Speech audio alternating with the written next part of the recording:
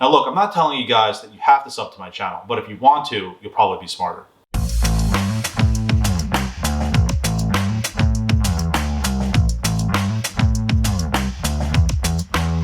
Hey, what's up guys? I'm Nick the Tutor and I'm back today with another awesome video about the AP exams. As you've probably heard guys, the APs have gone to an interesting 45-minute format. This format is going to be really difficult for students because we've eliminated all of the multiple choice questions. What I'm going to address today are some distinct strategies that you can use to optimize your score on the exam, and I'm going to discuss in particular how to hit the points on the rubric and impress the person reading your paper. That said, let's get into it.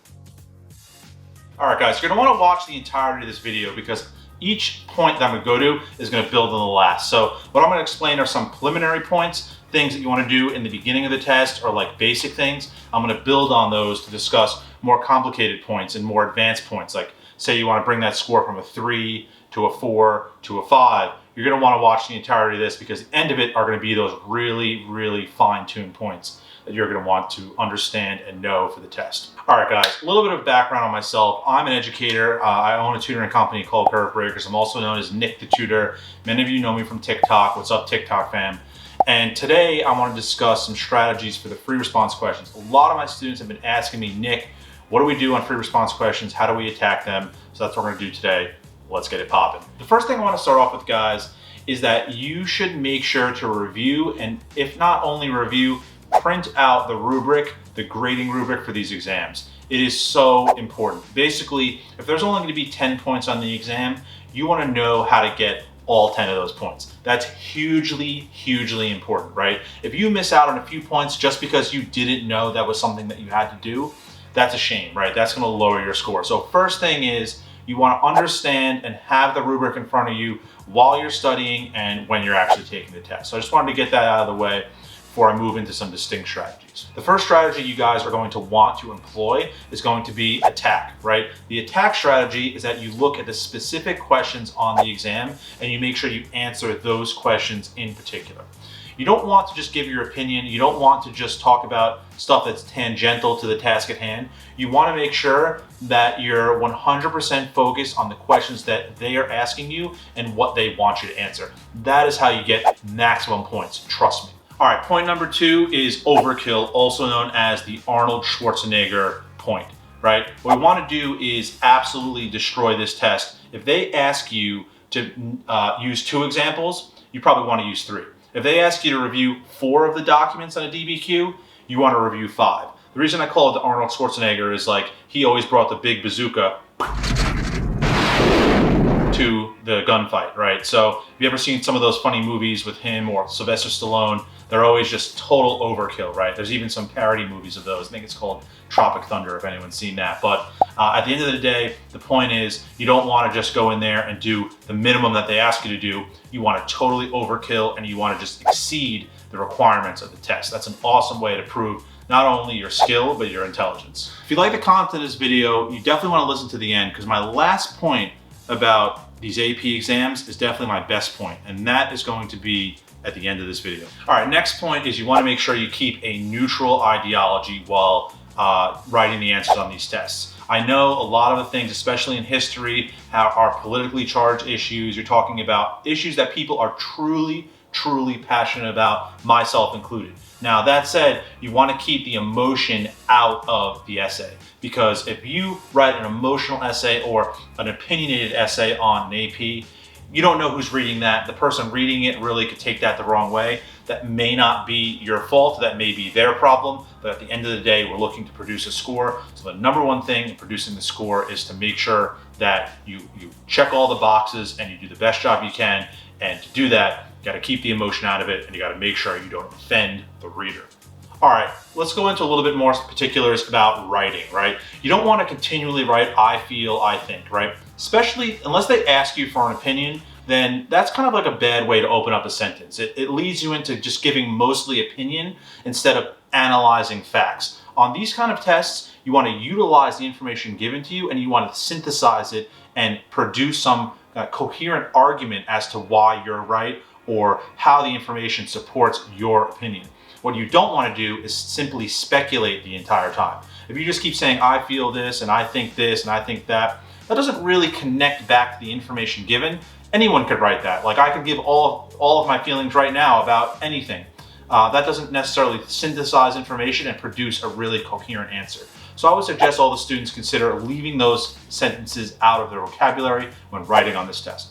The final point I have in this video, guys, is so crucial. You definitely want to wait to the end of this video and make sure you catch that last point, because that is going to be the ultimate point grab point. If you miss out on that, it might be a little bit tough to get a 5. All right, guys, so the next thing I wanted to just discuss about my last point was also that, if the entirety of the FRQ or DBQ isn't making sense to you, you can still do well on part of it. So, if you earn points by doing certain things they want you to do, like say, have a great thesis, but like you run out of time and you don't get to finish up your conclusion, you're not going to lose the point that you earned for the awesome thesis just because you didn't conclude. Now, you might lose a different point, but you want to rack up the points where you can, and that's why keeping the rubric in mind, and especially keeping the rubric in front of you, can be a really awesome way to just rack up a few easy points and make sure you do the right things. Obviously, the other thing you could do is just practice all of that and kind of have it in the back of your mind automatically, but that would, take a lot more studying. Obviously, some of you will do that, and I encourage you all to do that as well.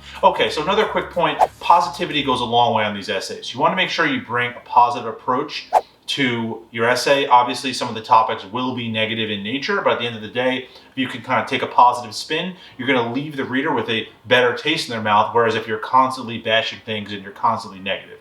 I know that's a little bit difficult to comprehend, but tests and reading and grading essays, very psychological, right? You want to win the psychological game against the test grader. Yes, they're using a rubric, but they are still a human, right? And humans at the end of the day can be manipulated. If you know how to manipulate them to think your essay is positive, to think that you've done the right things for the rubric, then you will win over someone else. So that's another way that you can just get a quick W against the other people who are going to get L's for doing the test the wrong way. All right, let's move on to the next point. All right, guys, my next point is going to be about actual writing style. So what you can do is use something called the ACE method to write awesome body paragraphs, right? The ACE method is assert, citation, and explain. So the first sentence, you assert something, you make a point, right? One of your body paragraphs, you're analyzing a document. This is the point, how it weaves into your thesis. The next few sentences you cite. So you use the document, you use information, facts, right? You bring those into the body paragraph. Those are the next few sentences. After you've done that, you then explain. So you want to synthesize, you want to bring together your point with the evidence, right? So this is the explanation part. This is where you get points on analysis on DBQs and FRQs, right? You're analyzing the information. You're not just stating, okay, this happened, but you're saying why it happened, how it proves your thesis, how it supports what you're saying. Maybe you want to bring in some counter arguments. These are all high-level skills that you can use to better make points and to better analyze on DBQs. So that's just one thing I wanted to bring up for the analysis component. The next piece of that is really important is you can use the rule of 3. So you combine that with the ACE method. So for every point you're trying to make, you want to make sure you have at least 3 sentences of support, 3 sentences of citation, and possibly even 3 sentences of explanation. Now, what I'm talking about here is getting a 5, right? I'm not talking about a 2 or a 3. I'm talking about what you as a student need to do to absolutely prove that you understand this material and you have the skill to push out an answer that is very, very impressive. Like I said before, you want to go into the overkill strategy. If they're asking for only a few things, you give them more. And that's how you really prove you're one of the top students, and that's how you get a 5. If you like the content of this video and you really you want to learn more about APs and standardized tests in general, I'm your guy. So definitely sub to my channel because I'm releasing this information on a weekly basis. The next thing that, and still on the point of writing the actual essay, is you want to use vocabulary that is indicative of the subject, right? You don't want to use everyday vocabulary. You don't want to use slang. You don't want to use common words. You want to maybe have a definition bank of vocabulary words that you can use to artfully weave them into your essay, right? So you sound like you really understand the material, because when you're talking about certain subjects, you use certain words. For example, if you're talking about a comparison of two opinions, you might use the word juxtaposition, right? That means, it's a certain word that can be used to compare two arguments very artfully. Now, why do you want to use fancy words? Well, part of the scoring is that you write competently. And if the person is an expert in, say, American history, they're going to want to see words and vocabulary that are indicative of that subject. If we're talking about a different subject, they're going to want to see those kind of words, and they're going to actually be able to note in their mind as the reader of your essay, okay, this person clearly understands the subject because they not only understand the vocabulary involved, but they also understand the terms of art. One of the things about APs is that they will include a lot of terms of art in the documents and in the questions themselves. So if you show comprehension of those terms of art, then you're going to be able to weave them into your essay correctly, and your essay is going to be very well written, and that's going to result in a much better essay overall. Now, to balance that out, you want to also have something else. So, you have the high level vocabulary, you're really writing an awesome essay. Now, what do I do to make sure I don't go too high level? Like, I don't confuse someone because I'm trying to be too fancy. Well, when you're explaining a point, even if you do use complicated vocabulary or, terms of art, you want to make sure that you put yourself in the mind of the reader. Could a child understand what I just wrote? Is this sentence coherent, right? Is the argument that I'm making understandable by someone that maybe doesn't know a lot about this subject? That's a great standard to use, and we call that the kid brother standard. So if your kid brother can understand it, that means the reader can understand it, and that means your essay is going to come across the right way. So let's go into a few final points that I think are exceedingly important to scoring well on FRQs and DBQs. All right, guys. My final point here is this.